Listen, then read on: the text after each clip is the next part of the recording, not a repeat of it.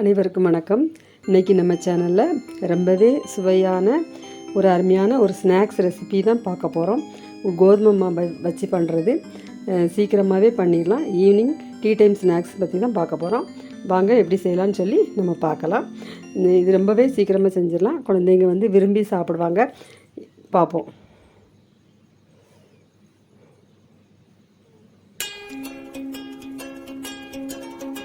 அதுக்கு ஒரு 200 கிராம் கோதுமை மாவு எடுத்துக்கிடணும்.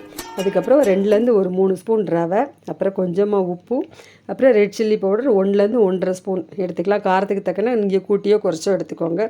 அதுக்கப்புறம் இங்கே கொஞ்சமாக வெங்காயம், ஒரு பல்லாரி வெங்காயம், சின்ன வெங்காயம் போதும். கொஞ்சமாக சின்ன சின்னதாக கட் பண்ணி எடுத்துக்கோங்க. அப்புறம் கருவேப்பிலை ஒரு கொத்து கருவேப்பிலை எடுத்துக்கோங்க.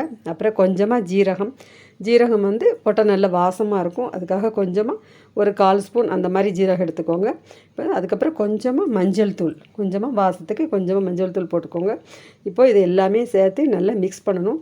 ஃபஸ்ட்டு இது எல்லாமே சேர்ந்து நல்ல மாவை ஒரு தடவை கிளறி விட்டுக்கிடணும். அதுக்கப்புறம் கொஞ்சம் கொஞ்சமாக தண்ணி விட்டு அதை எல்லா பக்கமும் படுற மாதிரி நல்ல இந்த காரம் எல்லாமே சேர்ந்து படுற மாதிரி நல்லா பிசையணும். நல்லா திரும்ப திரும்ப அதில் எல்லா பக்கமும் ஓரத்தில் இருக்கிறதெல்லாம் இது பண்ணணும். அதுக்கப்புறம் இந்த தண்ணி ரொம்ப கூடிடக்கூடாது, கரெக்டாக பிசையணும். ரொம்ப கட்டியாக இருக்கக்கூடாது. வடை மாவு எடுத்து போடுவோம்னா அந்த அளவுக்கு இதை தண்ணி விட்டு விட்டு பிசையணும். ஓரளவு இந்த போண்டா மாதிரி எடுத்து போடணும். அந்த அளவுக்கு கொஞ்சம் கொஞ்சமாக தண்ணி தெளித்து பிசைஞ்சுக்கோங்க. ரொம்பவும் தண்ணி ஆயிடக்கூடாது. இப்போ இதில் உப்பு காரம் பார்த்துக்கோங்க. இப்போ இந்த மாதிரி வரணும். இந்த பக்குவத்தில் நீங்கள் பிசைஞ்சுக்கிடணும். அப்போ தான் போண்டா எடுத்து போடுறதுக்கு நல்லா கரெக்டாக இருக்கும். இப்போ ஒரு வாணலியில் எண்ணெய் வச்சுக்கோங்க.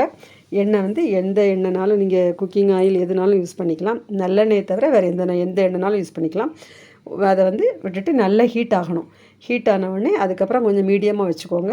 அதுக்கப்புறம் இந்த மாதிரி தண்ணியை தொட்டுட்டு இப்போ கொஞ்சம் கொஞ்சமாக எடுத்து ரொம்ப பெரிய உருண்டைகளாக போட வேண்டாம். சின்ன சின்னதாக அப்படி கிள்ளி போடுற மாதிரி சின்ன சின்னதாக போடணும். இது பண்ணுறதுக்கு ரொம்ப நேரம்லாம் ஆகாது.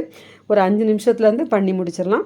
வேகிறதுக்கும் ரொம்ப நேரம் ஆகாது. ஒரு 3 நிமிஷம் 4 நிமிஷம் தான் ஆகும்.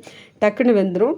இப்போ சின்ன சின்ன உருண்டைகளாக அந்த மாதிரி உங்கள் பாத்திரத்துக்கு தக்கன எத்தனை போட முடியுமோ 4ஓ 5ஓ உங்களுக்கு தக்கன அதுக்கு தக்கன நீங்கள் போட்டுக்கோங்க. இப்போ ஒரு பக்கமாக நல்ல டக்குன்னு வெந்துடும்.